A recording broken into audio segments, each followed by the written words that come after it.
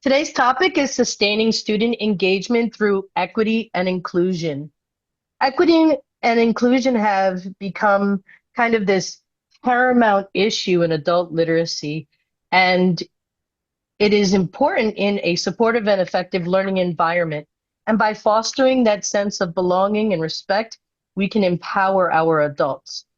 Uh, I'm going to shut my camera off before moving on, if I can find that. By shutting our cameras off, we can help with the bandwidth. So that's why I am shutting off my camera. Some housekeeping reminders. Your audio will be muted during this presentation. Please use the chat function to introduce yourself, share links, any resources, and use the Q&A function to ask questions. The administrator will unmute the participants to ask questions during the Q&A period. All registrants will receive a follow-up email with the webinar recording, the presentation deck, the chat transcript, the Q&A transcript, and a certificate of attendance. Just a reminder, Adult Education and Family Literacy Week is this week. ProLiteracy has a lifelong learning social media challenge. Please make sure you tag us in any of your posts and to check out ProLiteracy's social media. So our purpose today is really to explore our understanding of the communities we serve, welcome their perspectives, and include their needs in decision making.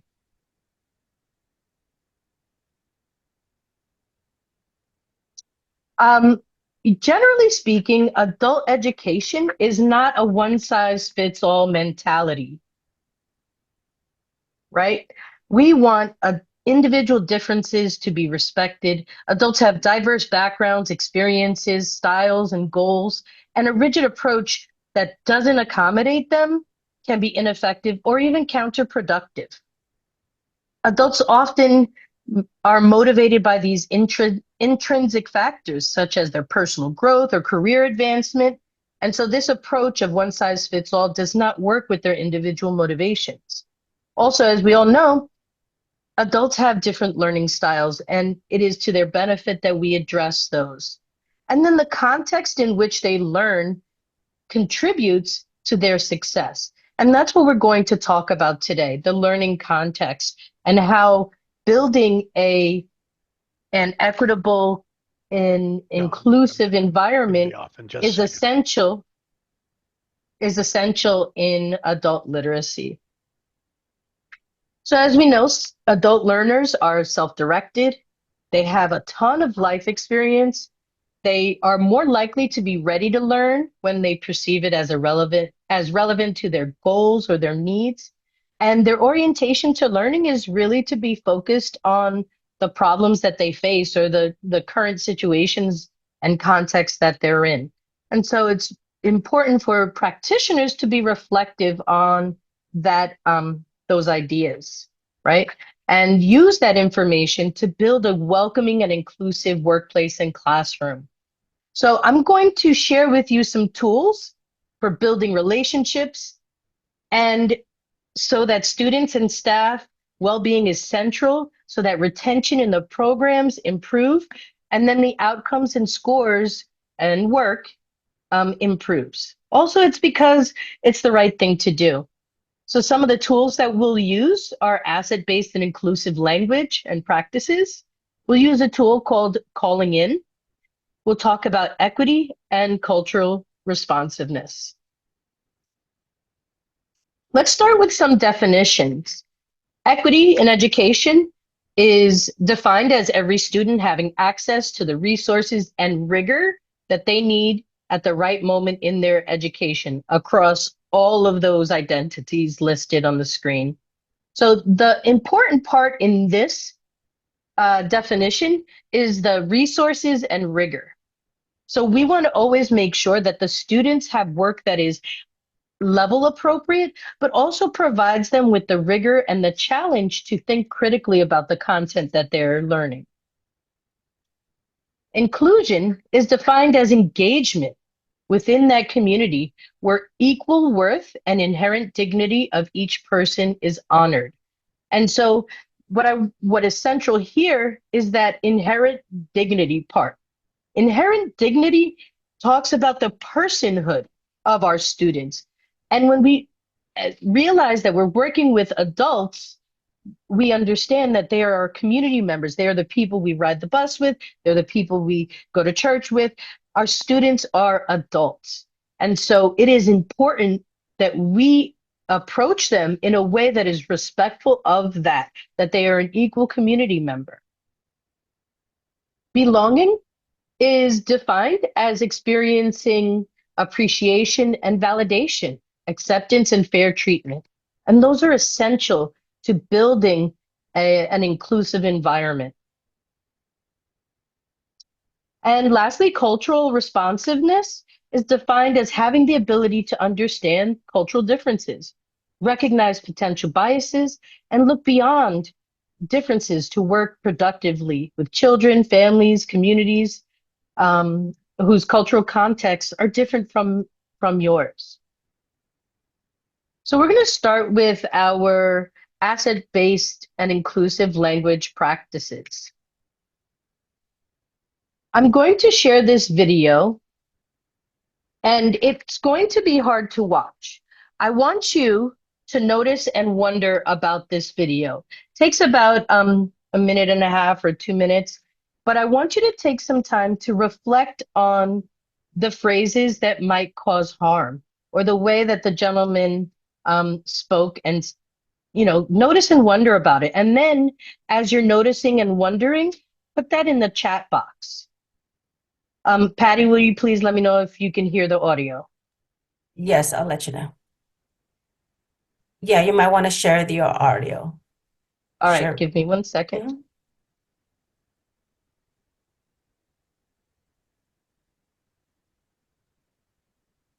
Okay, let's try that again.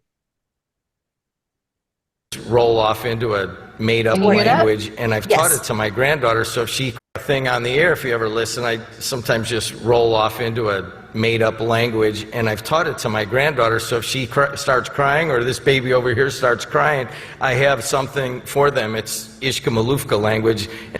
And is that kid gonna stop? See, did you see that? Just try that. Go in the shower and make up a fake language and then use it on your kids. It works great.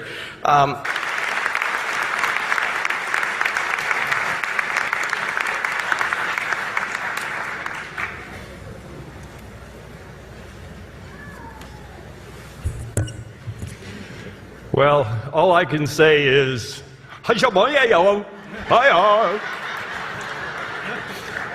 that's sort of my Asian version of his.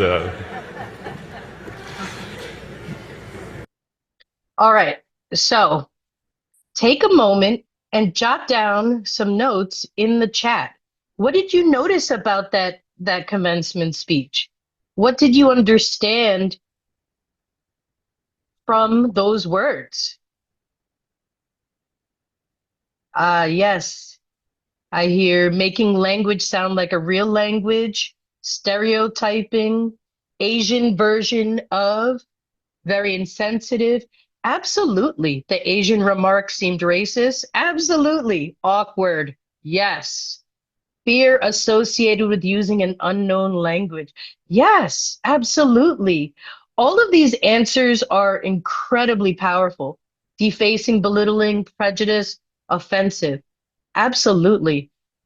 Excuse me. So as you notice those things, what do you wonder? What was his point in using that language, right? As we think about the impact that language has, what do you wonder about that? What do you think the audience might consider as they're hearing this?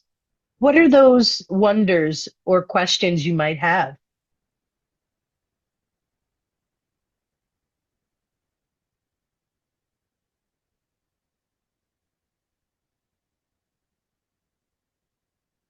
I wondered how he represented a learning center. Oh, absolutely. Why do these people in power think language like mine is a joke? Absolutely. It's so personal. It is such a personal attack. I would wonder how someone in such a high position could lean on a stereo. Yes. Has the speaker ever interacted with non-English speakers? Who is the intended audience? What is the purpose? Exactly. These are such great responses, such arrogance. Yes, yes. And at a graduation, right? A moment where people are excited and feeling positive and happy about their experience, and he caused harm. He caused harm to that educational environment. And so it is incredibly powerful for us to realize that intent does not equal impact. If there's anything you take from the conversation today, is that intent does not equal impact. And I say that because this individual probably thought he was funny, right? And so it is important to realize that what comes out of your mouth does not always land in the group in the way that you intend. So what I'd like you to think about as we talk is that the language we use helps develops relationships, or it can perpetuate harm. We have to acknowledge that diversity, and we have to convey respect and support an environment of equal opportunity and equal dignity. And so those words did not reflect the organization or the school that he was representing. And so it is incredibly important for us to understand that our students join us expecting to be respected. And so words have to be considered carefully. Here are some other phrases that you've probably heard, or maybe you've said them yourselves. Think about any other examples you can think of. I'm not a racist. I have several Black friends. But do you invite them to your dinner table? Just a question. As a woman, I know what you go through as a racial minority. That might not be the case. When I look at you, I don't see color. That just removes someone's identity from them. It is belittling and disgusting. That's so gay. That equates gay or homosexuality with a negative thing, and it can be really offensive. There is only one human race. There's only one race, human race. Also, another phrase that we hear often, but it diminishes the individuality, it diminishes the individual needs and cultural relevance that people find in the world around them. You are so articulate. That's a really tricky one, right? And so it has to do with the way you approach someone and say, oh, you're so articulate, as if they didn't expect you to be articulate, right? That's so white of you.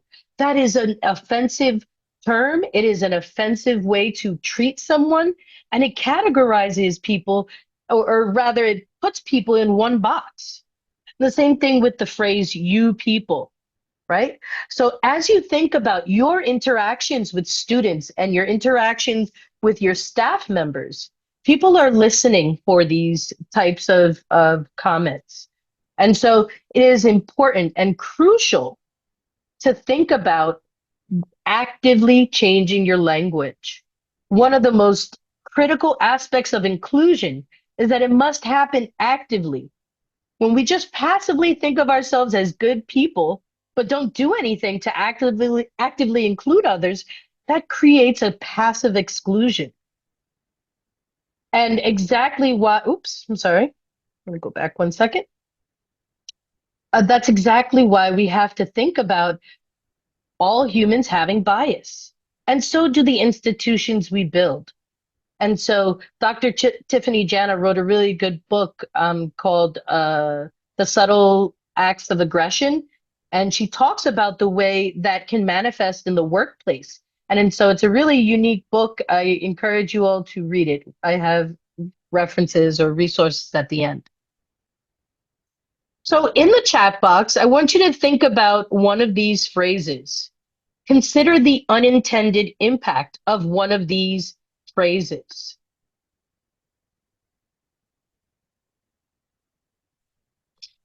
take a moment and pick one of them and jot down a few things that you are considering. What would make this offensive, or what is offensive about this? What impact do these words have? I'll give you a minute.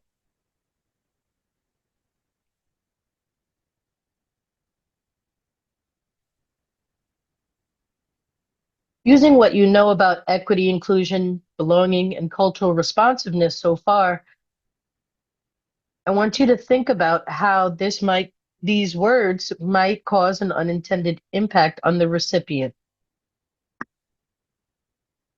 $12 can be a big barrier for a lot of people and put them in a position in which they either feel they can't participate or they have to ask for help.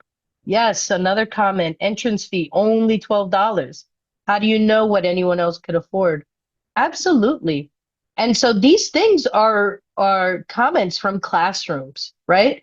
And so we don't want to put our students in a situation where they feel incredibly put on the spot, or they're feeling othered, right? You're not as good as us because you can't talk about Friends, or you're not as cool as those that watch Friends, right? Oh, yep. Assuming everyone watches television is incorrect. Absolutely. What do you mean you haven't seen Friends? Discounting the differences in experience and cultural exposure. Look, I listened to Telemundo, a Spanish station, when I was a kid. I know what Friends is. It's a classic, sure, but it's not the way I grew up. Even though I grew up in New York City, it's not the way I grew up. Janet talks about assuming everyone in the all you millennials have digital skills and uses Facebook. Yeah, it is incredibly offensive to tell people, since all you millennials, absolutely. Jeremy talked about the Columbus Day comment and how it's a form of erasure, made even worse by that it is formally recognized as a Native American day in many places. Absolutely. And so when we approach our students using these conversation points or using these phrases, it is presumptive and it isolates people. Yes, Mildred, yes, disrespectful to all. Absolutely. So thinking about how we can make that better, right? We want to use asset-based language. We avoid words and phrases that look at situations from a deficit lens and prioritizes what's missing or what's wrong. Instead, we want to prioritize language that focuses on strengths and potentials. I know that many of you have students and tutor students that come to us with educational trauma, right? Or they're feeling offended by their experience in education prior to joining our adult literacy programs. It can be a huge battle people are fighting when they walk in that door the first time. And so using a strengths-based approach and an asset-based language can really make students feel positive about the experience. And again, we're trying not to isolate your students and calling them students. These are your community members. And shifting our language can make it that much easier for individuals to feel wanted, belonging, and part of your community, and more likely to stay. And I want to be very clear that these activities or these approaches are good for staff and students. Building diversity building diversity in your organization and in your program is important, but more so, it is important to recognize that diversity and recognize that we all have strengths and potential, and we should prioritize a language that focuses on those strengths and potentials. So here are the basics. This doesn't convey all of the ideas about deficit versus asset-based, but it's a breakdown, right? Deficit-based language really focuses on what's missing or what's quote unquote broken or what is not quote unquote right about the situation. it conveys something needs to be fixed, and nobody wants to feel like they need to be fixed. In particular, vulnerable populations that are often being treated as if something needs to be fixed about them. It leads to assumptions about what they need instead of asking the person what they need. On the other hand, asset-based approaches really focus on strengths, and it views diversity in thought as valuable, and it avoids stereotypes. Diversity in thought is essential to the sharing of critical thinking skills. It is essential to making sure that our programs address the needs of our students, and it is important for us to reflect on these concepts as we improve our programs. Also, we want to rely less on those generalizations, right? We want to specify descriptors that are clear and that convey what we mean, rather than relying on these generalizations or code words, right? That requires the reader or the listener to fill in the blanks. So what does that mean, right? What does it mean to rely less on generalizations? Things like, instead of saying the poor, we can try and say people whose income are below the federal poverty threshold, right? Or the elderly, or people from, that neighborhood or that side of the tracks. It becomes very othering, and it makes people feel unwanted, unwelcome. And so it's incredibly important that we are specific and that we speak to people about their specific needs. And that will increase their likelihood of sustaining their attendance because they feel wanted, welcomed, and encouraged by your positive language. I'm going to take a moment for your reflection. I want you to think about one of the most recent interactions you've had with a coworker, a student, a tutor, a client. I want you to reflect on the language or actions you use to make that individual feel valued, important, and welcome. I want you also to reflect on the language or actions that may have not made them feel valued, important, and welcome. I want you to jot down some of those ideas and how you might approach the situation differently. And then if you'd like to share, I encourage you to raise your hand, and my colleague Patty will unmute you, and we'll get you get to hear your feedback. So take a few minutes. You can also jot down ideas in the chat, but I'd love to hear from someone. It's scary to share when you are considering, things that maybe you could have done differently, or things that you've made a mistake on, or things like that. That's scary. I get that. So as you reflect on your language, share some thoughts that you might have.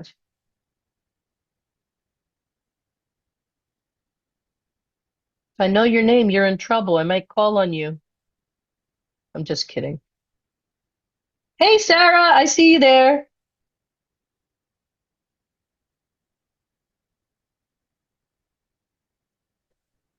Anyone want to join in and share a little bit before I move on?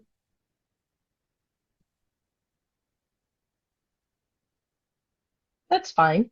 I think we have a chat. I see a hand raised. I'm gonna Yes. allow Jeremy to share. Yeah, Hey, Jeremy, tell Jeremy, me you're what's. on. Okay, hi. I hope everyone can hear me. Yes.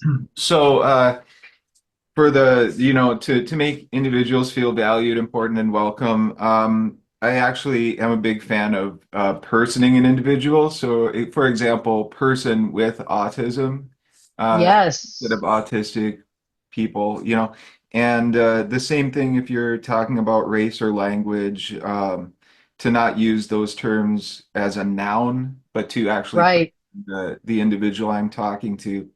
Um, that's something I'm very comfortable doing, and I feel like I do a very good job about that. But the part that I feel like I can work on, where sometimes maybe I don't make them feel valued, important, and welcome, is when we go over our initial assessment results.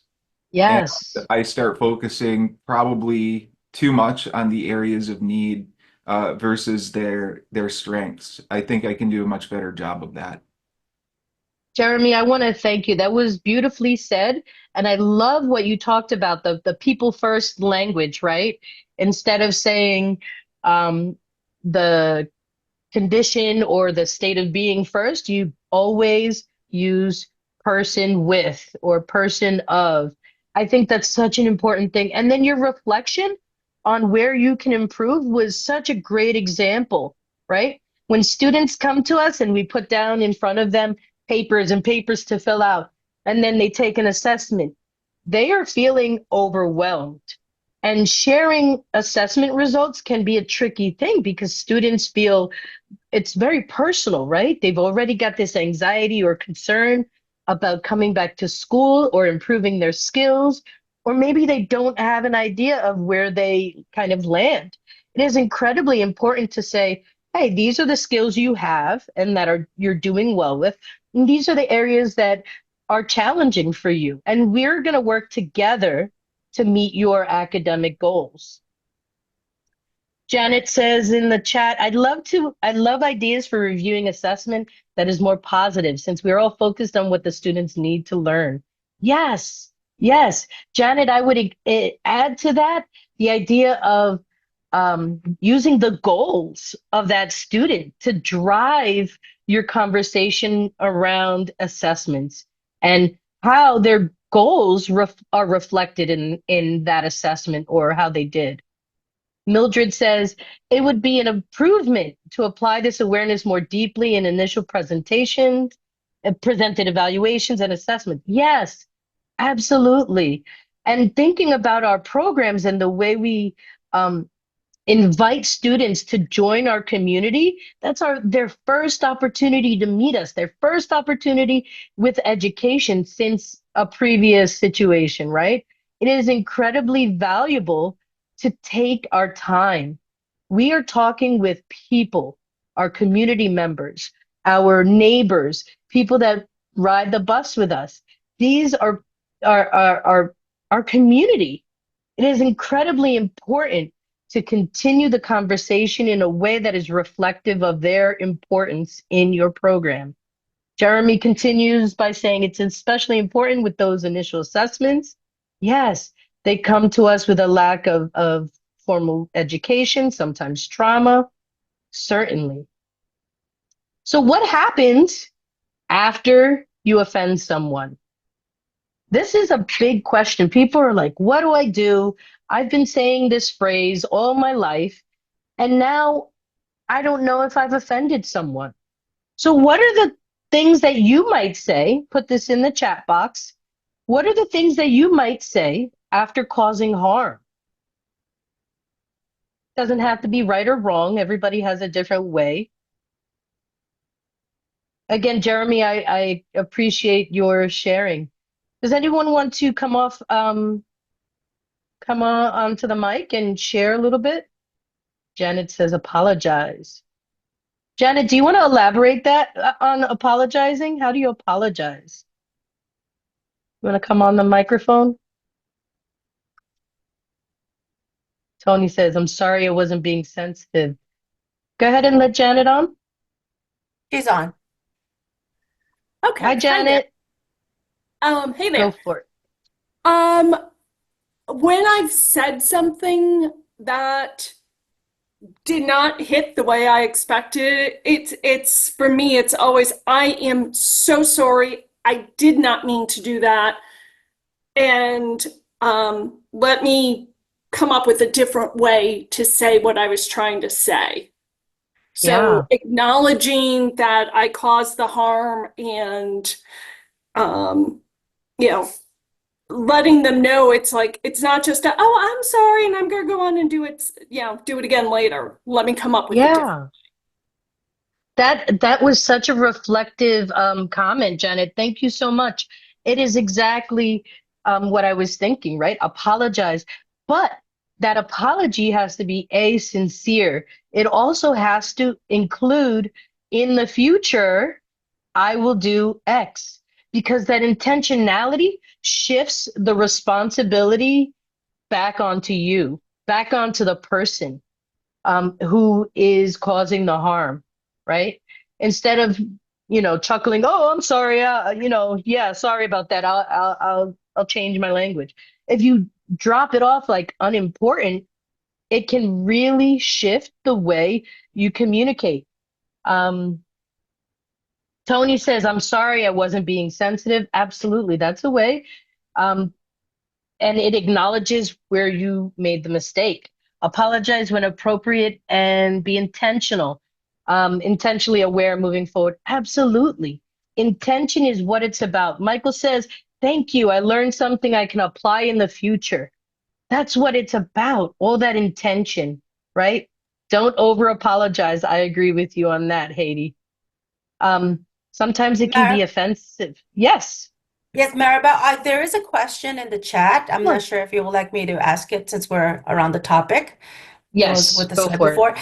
Hector is asking, in an adult English as a second language class, where the focus is to improve talking, conversation skills, how can I congratulate individual members on their progress while not hurting others or making others not valued, important, or welcome? That's a really good point, a really good question. So it sounds like you're wondering how to make it kind of equal across the groups. I think I have two thoughts about that, right? Everyone's going to have a different journey in their academics. And I think it's important to share that with the group that you're teaching, in particular, English language learners. You might even show a visual representation of improvement, right? You can make a graph with your students and say, you've accomplished 3 new skills, right? Everyone has a different journey. And I think it's important just to be clear with all of our adults. We talk to everyone with respect and with the same encouragement.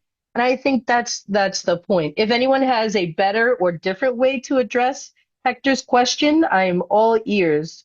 And you can also talk to Hector in the chat box and give him some ideas. Michael.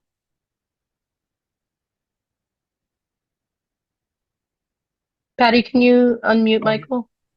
Oops, sorry. Michael? I think I just muted him again. Okay, there. I should be Okay. unmuted. Okay. Yes, you're good. Yes. One of the things I do with my students is we tell them where they have improved. So I have a conversation group, and we talk about their improvement over time. And, Yes. and that generally, and we do it not with just one person, but multiple class members. So that it's a positive effect on everybody because they realize that they are, as a group, are improving. Yes, that's such a great point. And I'm going to add to that. I think it's incredibly important for building community to encourage one another and to encourage the students to encourage one another, right? So I Yeah. hope, Hector, that answered your question. There's a few comments. Sometimes we fall into error when we do not allow for sufficient pause and quietness. Yes, so important. Deborah says you can usually see through body language when someone misunderstood you. Yes. I recognize individual achievement and draw attention to what helped them succeed. Ah, those are great ideas. So when we cause harm, we want to apologize. Well, I didn't include a large apology. I think the point is taking responsibility, right? And being accountable and then changing the behavior. But beyond that is a commitment to doing better. A commitment requires intention. If you are the one that has been harmed, Stop the action. That's my second bullet. Pause the action. But pause it. Ask the person to rephrase. Excuse me, can you repeat that? Ask them to give you an understanding of what they meant. What did you mean by saying that? Use those I statements. I'm not sure I understood. Respond now or later. And of course, all of these conversations have to be willing conversations. It's incredibly important for us to respect the space, as someone said in the chat. So that brings us to our next strategy, calling in. This comes from the National Equity Project. Calling in and calling out. These are those phrases to respond to that bias and deficit thinking. Can we talk more about this? Can you tell me more about what you mean by blank? Can I share an observation? Here are some things I've noticed. It sounds as though you're feeling very frustrated, which is understandable. Are you open to talking more about this? What makes you think that? What leads to that conclusion? What other factors do you think might explain? And so on. There are many ways that you can address the idea that the person is saying without getting defensive. And it takes time and it takes effort to plan these conversations. Let's talk a little bit about equity and cultural responsiveness. Are there any questions before we move on?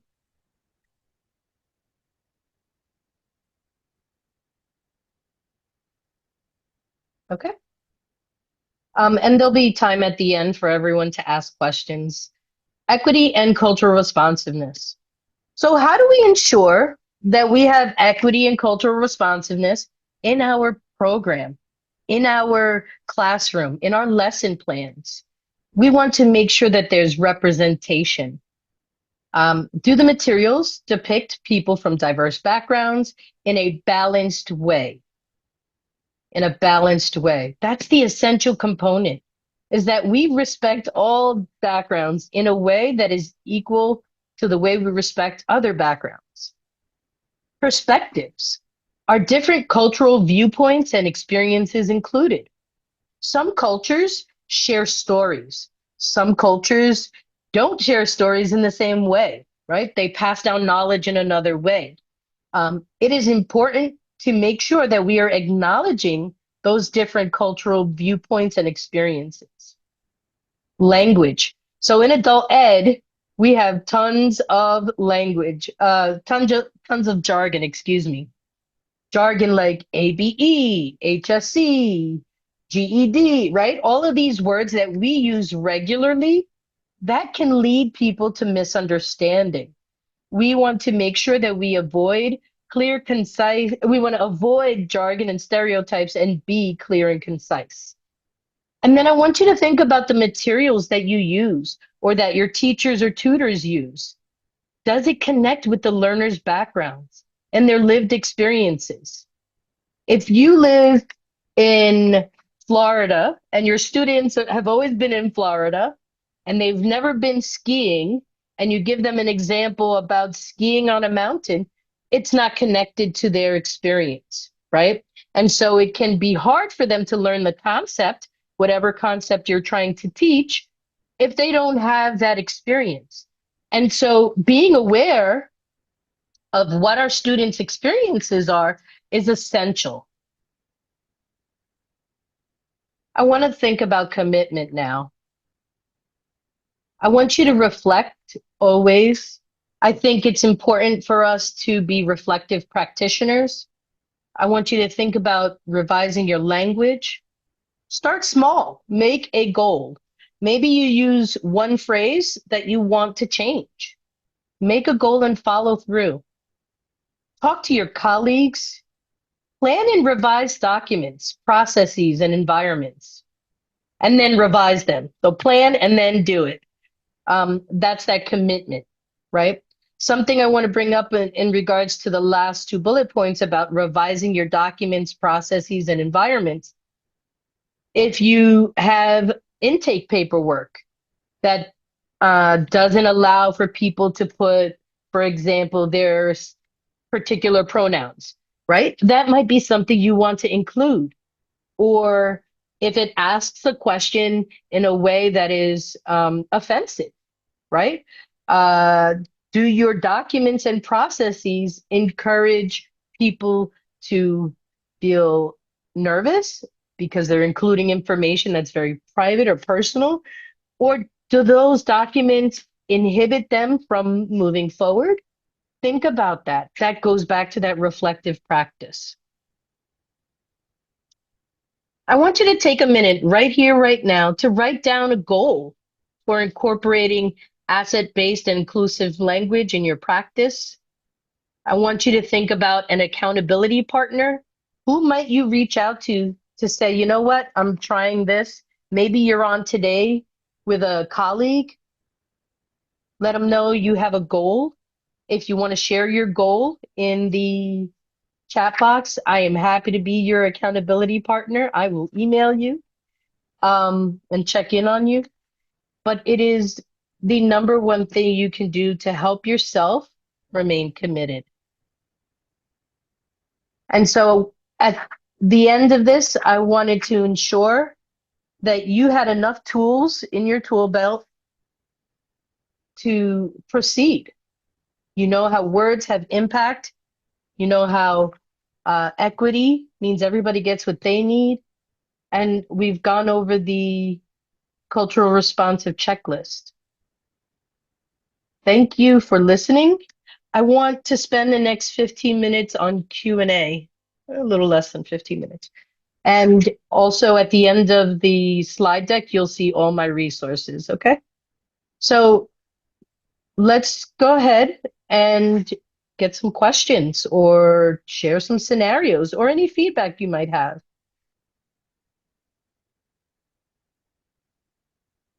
If you'd like to come off, please use the raised hand feature.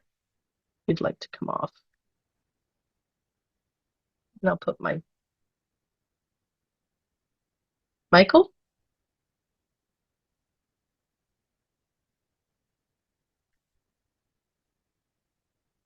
Michael, you're on? You may. Yes, thank you. Sure, thank you. I was wondering, in terms of the deficit-based language, Yes. what do you recommend to coach people who have a tendency to use that type of language in their everyday approach to life? Sure. So there are plenty of resources, but again, I think it's about starting simple and sharing the impact, right? So I think a lot of people forget that their words have meaning and lasting impact. And so if you find that a person is using the same language over and over again, it might be beneficial for you to point out, hey, so and so, hey, I noticed that you said this to Mary or Sue or whoever. I think it might have an unintended impact. The biggest thing, Michael, that I can share is waiting for them to respond. If you can say, I think that has an unintended impact, and wait, they will think about what that means. They will think, oh, an unintended impact. What do you mean? And it causes them to pause. And I think that's the most you can hope for, is the moment for them to pause and think about what their impact is. Great, thank you. I hope that was helpful. Yes, it was. Thank you. Other questions, experiences?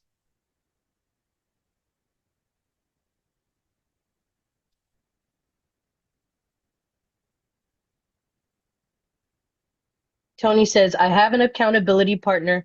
He helps suggest a different response to a politician I disagree with.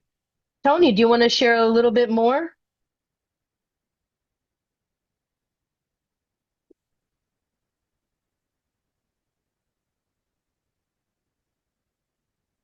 Go ahead, Tony. Okay, Tony, you're on. Also, Maribel, before Tony asks the question or shares, would you be able to put your resources slide up for another minute? We Yes, have a request from Mildred. Thank you. sure. And the slides will be um, in the resources that you receive after the webinar. So here are my resources. Tony, go ahead. I was in the library where I am now, and someone Sure. left in a cubicle some literature about a political candidate I don't agree with. I could Okay. have just left it there, but instead I tore it up and threw it in the trash. So when I told Ah, my accountability partner, he says, well, each person's got their own choice. Even though it's not my choice, I don't have to respond that way. I could just walk away. And in the right. moment, I didn't think about that. So it was helpful to talk it over. That's such an important example of what an accountability partner can do for you, right? That there's no requirement or anything, but hey, I just want to talk about this. And what do you see about that? What is your observation here? You did us a great service by sharing that example. Thank you, Tony.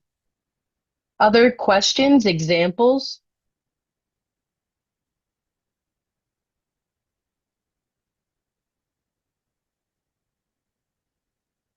While you're thinking, I can share my own example. Um, There have been times where, as you know, I'm a presenter, I do professional development, and I was scheduled to go to an organization that was in a rural community. And so my name is Maribel Ojeda. I have a Latino name. And when I arrived, the teachers were very kind of they stepped back a little. Oh, Ojeda, where are you from?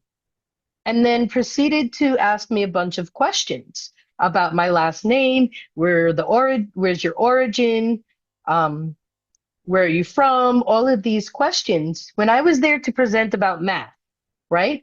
And so they othered me, or they made me feel like an other, and didn't make me feel welcome in that organization, because several of them say, oh, I have an ESL student with that name, or I have a friend with that last name and they're from this country.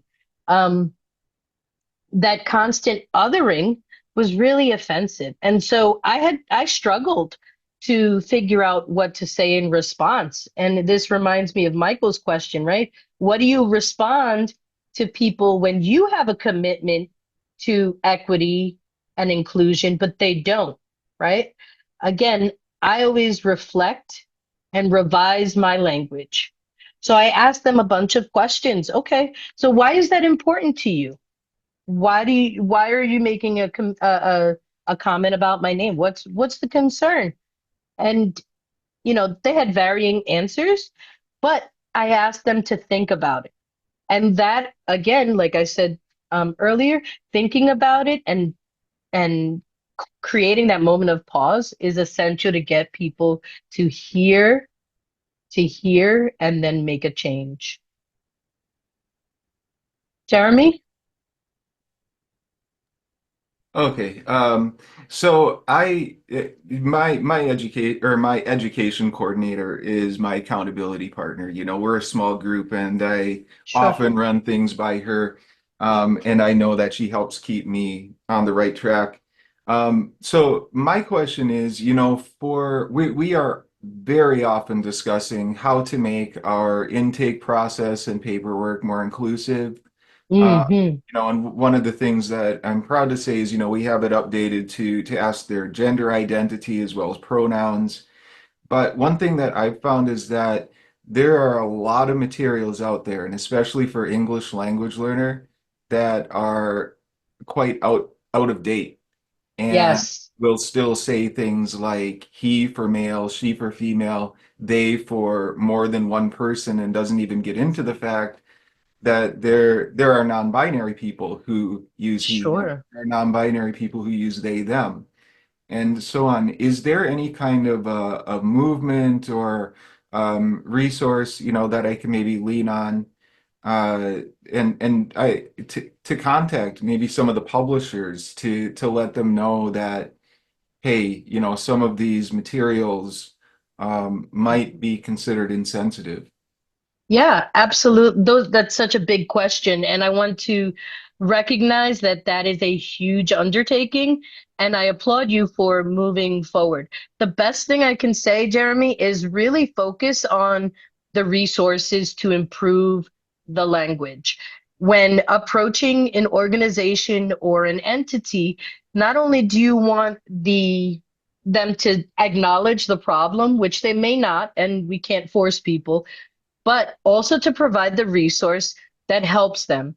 This is one of the resources that I've used. It says language to use with young people, but it works for all ages. And it tells you how to keep people accountable, words and phrases to avoid, um, depending on context. And like this talks about how to make those changes. So, in the resources that I'll share with you, APA also has a lot about equity and diversity in language. So I encourage you to use the resources that I'm providing to support your cause, if you will. This is from 2023, so it is up to date and inclusive. Thank you So very much always, for those resources. yeah, sure. And also look at your organization. Does your organization have uh, resources or a diversity policy? You can always ask other organizations to see theirs. Uh, there's a lot of things that you can do to start the conversation.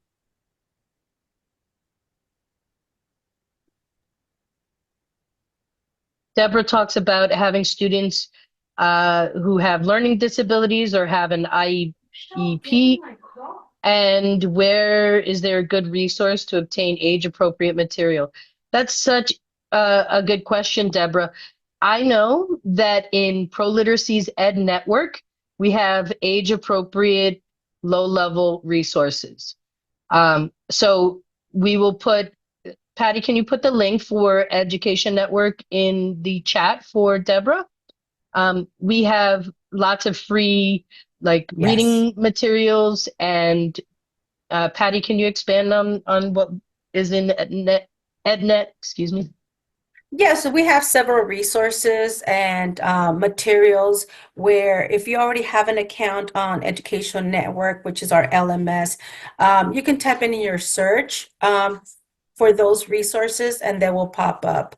We have different courses and resources as well.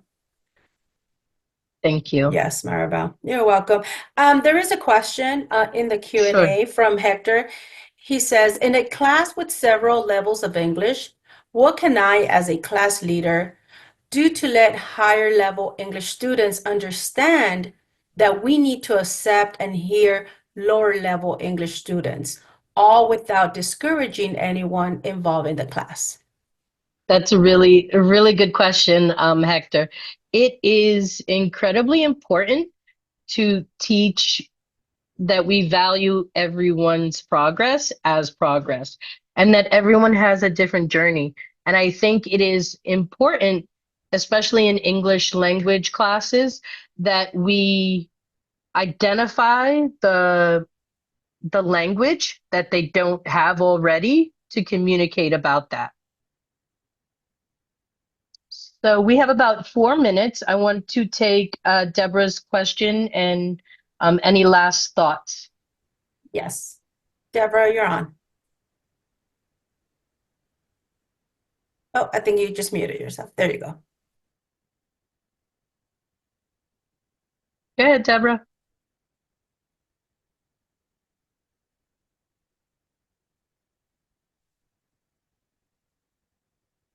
Might have some technical difficulties.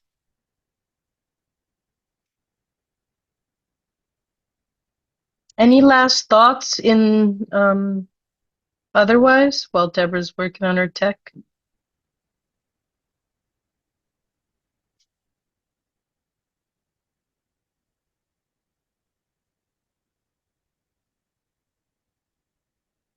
Okay. Well, that concludes our webinar for today. Remember to, oh, just wanted to say thank you. Oh, anytime. Thank you, Janet. I want to thank you all for participating, and I want to remind you that it is Adult Education and Family Literacy Week. So go to our social media accounts and make sure that you uh, tag us in your posts. And I look forward to talking to you all again. Thank you so much.